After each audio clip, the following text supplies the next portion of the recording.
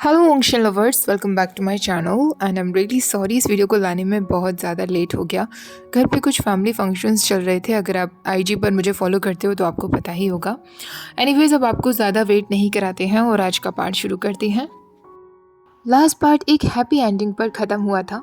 Wing को पता चल गया था कि वांगजी उसी के साथ शादी करने वाला है। दोनों साथ में एक ही रूम में ठहरे हुए थे। विंग जब वांगजी के बाल कॉम्ब कर देता है तो वांगजी उससे कहता है, विंग तुम कुछ भूल रहे हो। विंग वांगजी का फोरहेड रिबन निकालकर वांगजी के हाथों में देता है।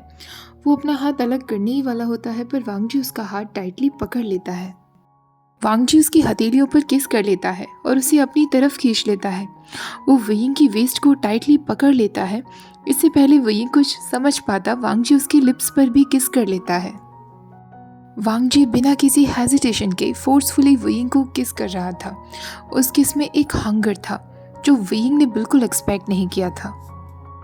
उस फोर्स्ड किस में हंगर के साथ साथ एक जेंटलनेस भी थी। वांगजी विंग को तब तक किस करता है जब तक वो ब्रेथलेस ना हो जाए। विंग वांगजी से अलग होने की कोशिश कर रहा था पर वांगजी ने उसे टाइटली पकड़ा हुआ था। अब वो धीरे धीरे उसे बेड पर पुश कर देता है। विंग अपनी ब्रेथलेस आवाज में ही वांगजी से पूछता है, लंजा। वांगजी उसकी तरफ देखता है। उसके लिप्स रेड, वेट और शाइनी हो रहे थे। वांगजी अब विंग के रोब्स को खोलता है और उसके आउटर रोब्स को नीचे गिरा देता है। विंग के शोल्डर्स अब पूरी तरीके से वांगजी को एक्सपोज हो रहे थे। वांगजी अब उसके इनर रोब्स भी खोल देता है। विंग की चेस्ट अब पूरी तरीके से उसे विजिबल थी। वो धीरे धीरे अपने हाथ उसके ऊपर फहराने लगता है। विंग एक बार फिर अपने हाथ वांगजी के चीक्स पर ले जाकर रिपीट करते हुए पूछता है, लंजा। पर वांगजी अब उसके ट्राउजर्स को भी खोल देता है। वांगजी का अब हॉट और वेट माउथ अब सिर्फ विंग की बॉडी के ऊपर ही था। विंग कुछ भी सोच नहीं पा रहा था, ना कुछ बोल पा रहा था। उसके मुंह से ऐसी आवाज़ें निकल रही थी जिन्हें वो कंट्रोल नहीं कर पा रहा था। वो अपने मुंह पर हाथ रख लेता है तो वांगजी उसका हाथ पकड़ते हुए कहता है, विंग मैं तुम्हारी आवाज़ें सुनना चाहता हूँ। वांगजी के लिप्स अब और भी ज़्यादा रेड और प्लम्पी हो चुके थे। विंग वांगजी से पूछता है, लंजा तुमने ये सब सीखा कहाँ से? वांगजी अपनी स्लो वॉइस में कहता है, लाइब्रेरी में बुक्स हैं। विंग हंसते हुए कहता है, तो तुमने पोर्नोग्राफी की बुक्स रीड की? वांगजी के ईयर्स रेड हो जाते हैं पर वो हामिद से हिला देता है और विंग से कहता है, उनमें इंस्ट्रक्शंस दिए हुए थे। विंग और भी ज़्यादा हंसने लगता है और इमेजिन करने लगता है कि एस्टीम्ड हंगुंजुन अपनी वाइट और ब्लू रोब्स में लाइब्रेरी में बैठकर इस तरीके की बुक्स को रीड कर रहे थे, वो भी सिर्फ इसलिए कि वो अपने विंग को खुश कर सकें। उसे बहुत ज़्यादा हंसी आती है और वो वांगजी से कहता है, लंजा मेरे पास आओ।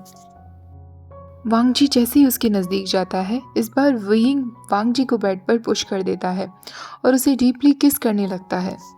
वो वांगजी की टंग को टेस्ट करते हुए उसकी लेयर्स को खोलने की कोशिश करता है पर वांगजी ने काफ़ी सारे रोब्स पहने हुए थे। विंग वांगजी से कहता है, लंजा तुमने इतनी सारी लेयर्स क्यों पहनी हैं? ऐसे ही कंप्लेन करते हुए वो वांगजी के भी सारे कपड़े निकाल देता है।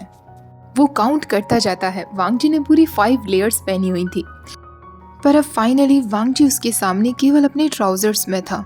विंग ने वांगजी के साथ काफी कुछ करने का इमेजिन किया था पर अभी उसे समझ नहीं आ रहा था कि वो कहाँ से शुरुआत करे। विंग वांगजी की विजिबल नेक पर धीरे धीरे नेक बाइट्स देने लगता है और उससे कहता है, लंजा मैं तुम्हें हर्ट तो नहीं कर रहा ना? वांगजी कहता है, नहीं विंग।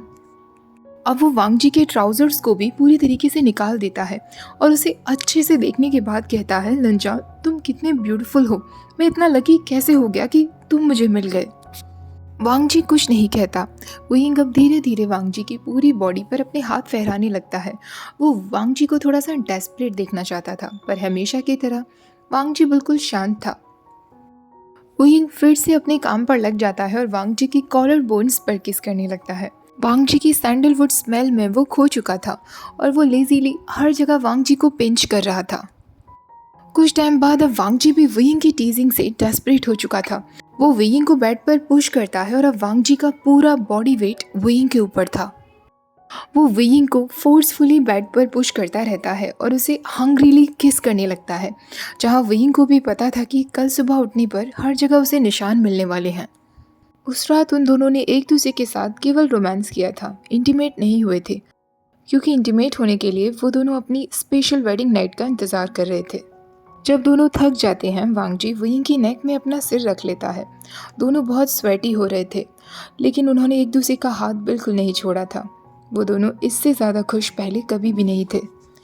जब कुछ टाइम बाद वो कैसे भी एक दूसरे को कन्विंस कर लेते हैं बेड से उठने के लिए और बाथ लेने के लिए, वांग जी उन दोनों के बाथ के लिए ल्यूक वार्म वाटर उनके रूम में मंगवाता है।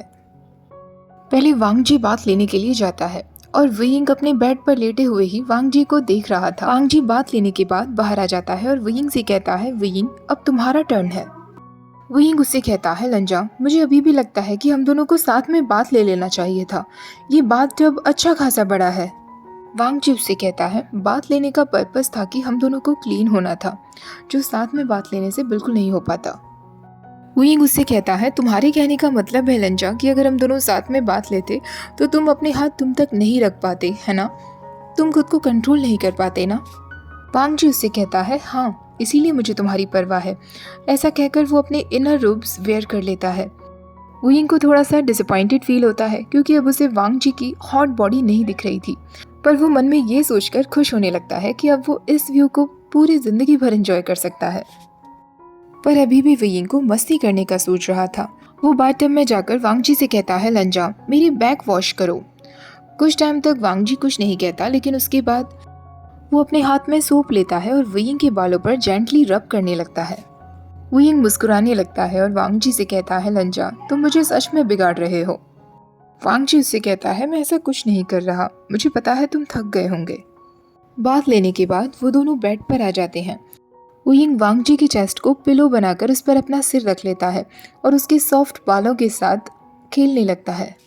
कुछ टाइम बाद वो उससे कहता है, लंजा अब तुम्हें प्रॉपर तरीके से मुझसे शादी करनी होगी। वांग जी उससे कहता है, ऑफ कोर्स वुयिंग।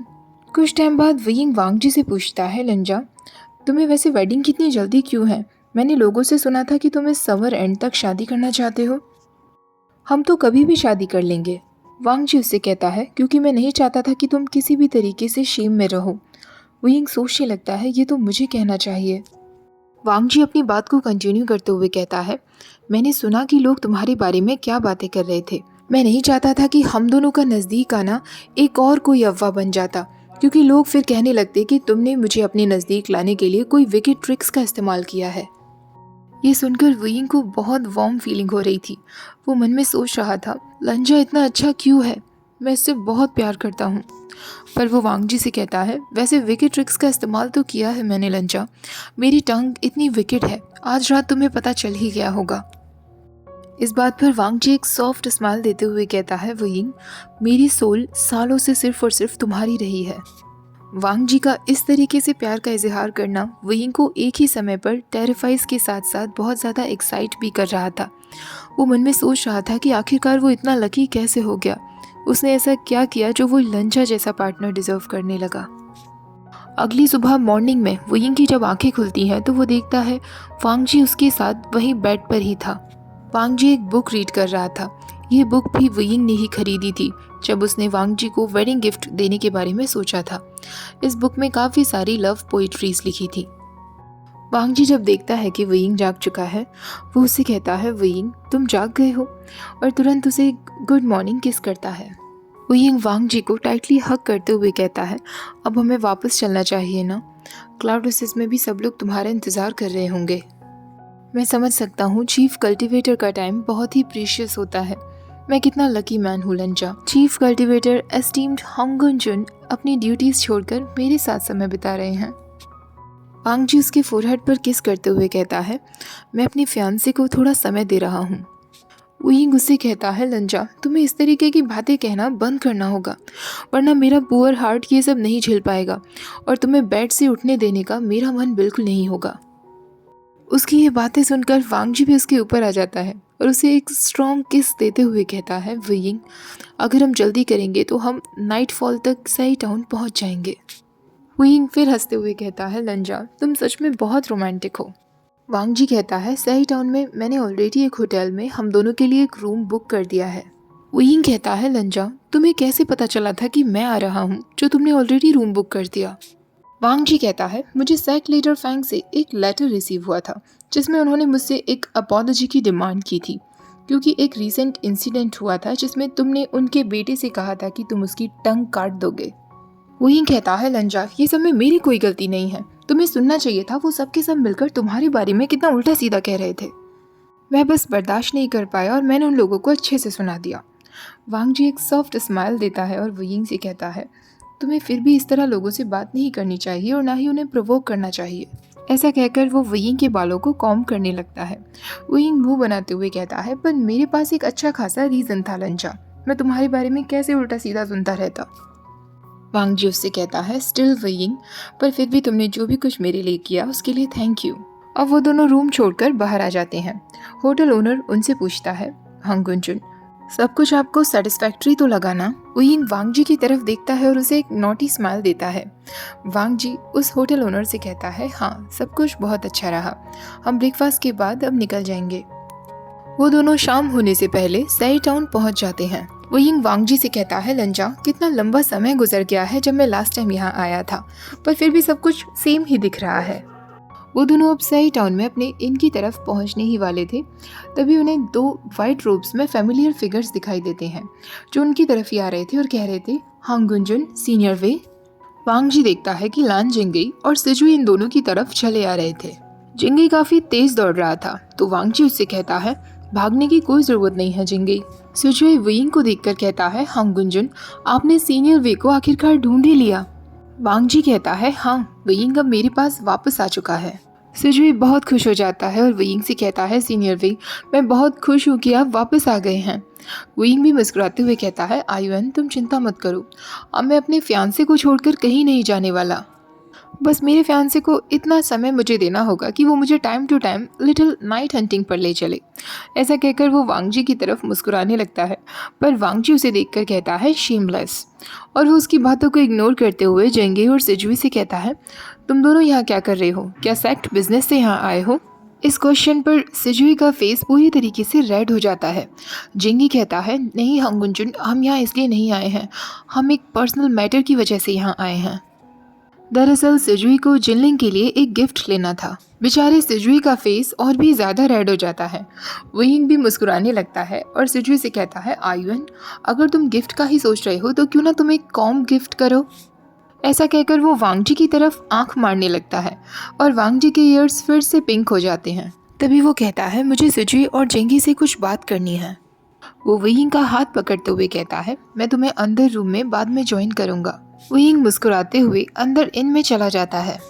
अंदर याओ सेक्ट के मेंबर्स थे, जिन्हें देखते ही उसकी स्माइल गायब हो जाती है।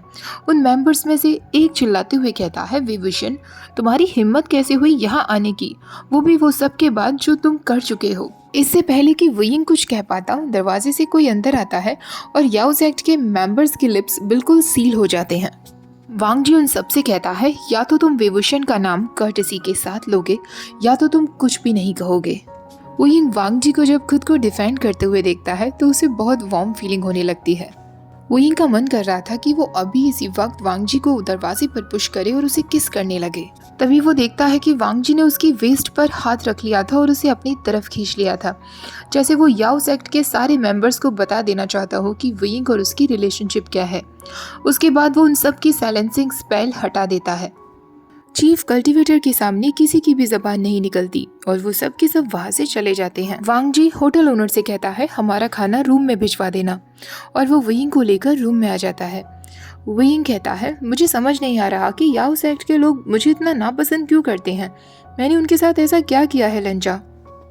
अब वो उसके कान में जाकर चुपके से कहता है, पर तुम सच में कितने नोबल हो लंजा, इस तरह मेरे लिए खड़े रहे। अब मुझे तुम्हें खुश करने के लिए क्या करना चाहिए? शायद अपने घुटनों पर बैठ जाना चाहिए और दिखाना चाहिए कि मैं क्या क्या कर सकता हूँ। वांग जी उससे सिर्फ कहता है और उसे बताता है, मैंने जिंगी और सिजुई से कह दिया है कि वो क्लाउड रेसेस वापस चले जाएं। वो अपने साथ लिटिल एप्पल को भी ले गए हैं। हम बाकी का रास्ता अपनी तलवार के थ्रू तय करेंगे। वयिंग कहता है, लंजा, दैट्स रियली स्मार्ट, इस तरीके से हमें कोई भी इंटरप्ट नहीं करेगा।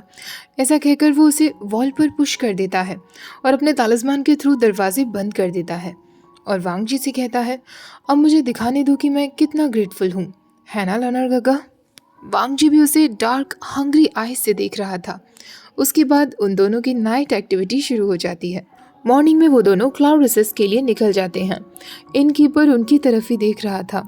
इनकीपर के ईयर्स और चीक्स बहुत ज्यादा रेड हो चुके थे। वो यिंग वांग जी के कान में चुपके से कहता है, लंजा, नेक्स्ट टाइम से तुम्हें मेरे ऊपर साइलेंसिंग स्पेल का इस्तेमाल करना चाहिए। वो दोनों अब तलवार पर उड़ते हुए बिलिंग लेक के ऊपर जाते हैं। वो यिंग को पुरानी सारी यादें याद आ रही थी, पर इस बार डिफरेंस इतना था कि वांग जी ने उसे कॉलर से नहीं पकड़ा हुआ था, बल्कि अपने गले से लगाया हुआ था। वो दोनों जैसे ही ग्राउंड पर आते हैं, अब वो क्लाउड रिसेस के दरवाजे पर पहुंच चुके थे। वांग जी अपना हाथ वुयिंग की तरफ बढ़ाता है और उसे अंदर चलने के लिए कहता है। क्लाउड रिसेस अब वुयिंग को बिल्कुल अपना घर जैसा फील हो रहा था, क्योंकि अब जल्दी ही लंजा उसका हस्बैंड बनने वाला था। वो वांग जी को अपना हाथ देते हुए कहता है, लंजा, चलो दोनों घर चलें। ओके गाइज, आज का पार्ट यही ख़त्म करते हैं। नेक्स्ट पार्ट भी मैं जल्दी शेयर करूंगी। आज का वीडियो अच्छा लगा हो तो प्लीज़ वीडियो को लाइक कर देना, शेयर कर देना फ्रेंड्स के साथ। चाहो तो मुझे इंस्टाग्राम पर भी फॉलो कर सकते हो। Thank you for watching. Bye bye.